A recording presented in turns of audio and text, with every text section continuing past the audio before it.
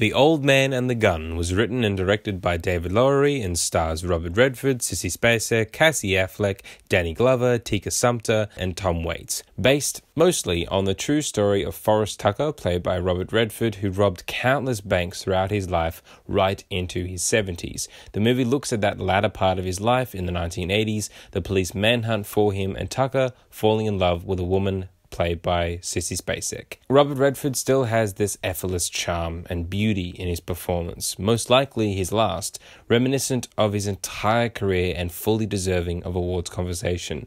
He plays a man known for being a gentleman, for always smiling in his robberies and being a kind person, and you cannot get a more perfect actor to play that than Robert Redford, who even in moments of fear, insecurity and pain is still illuminating. When you look into his eyes and see only a character who just lived, it's nothing but inspirational. Redford and Sissy Spacek together are wonderful, exuding chemistry that feels like it's been built up over decades, because it probably has. Spacek plays Forrest's love interest Jewel, who brings out of him a sense of longing to experience love in the twilight of his life, and Spacek is only exuding that love, kindness, and realism. I could have easily watched 3 hours of these two great actors just being with one another.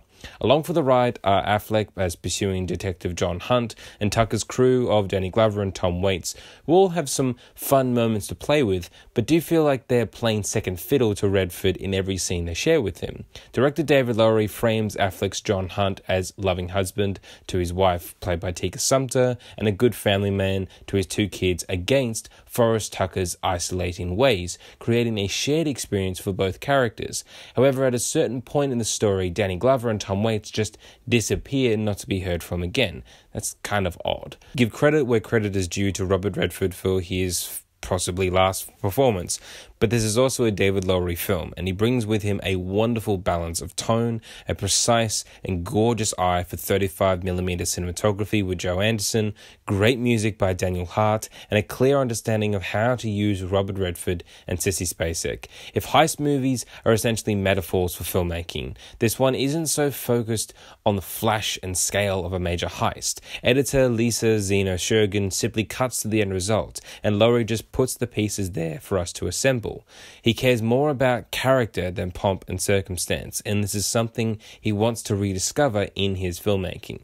It does have a slight pacing issue, where you're not too sure where everything is going at the halfway point. The disappearance of Glover and Waits is unfortunate, and great actors like Elizabeth Moss and John David Washington get nothing to do. I still left The Old Man and the Gun smiling quite brightly. So I said, surely there's an easier way to make a living. And he said, I'm not talking about making a living. I'm just talking about living.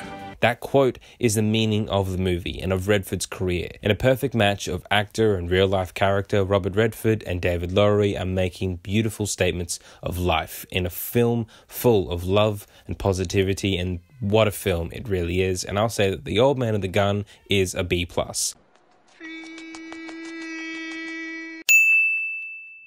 So The Old Man and the Gun, have you seen it? What do you think about it? What do you think about this review? Let me know down below, and if you want more Mr. Movies, follow the links coming up right now, and thank you for watching.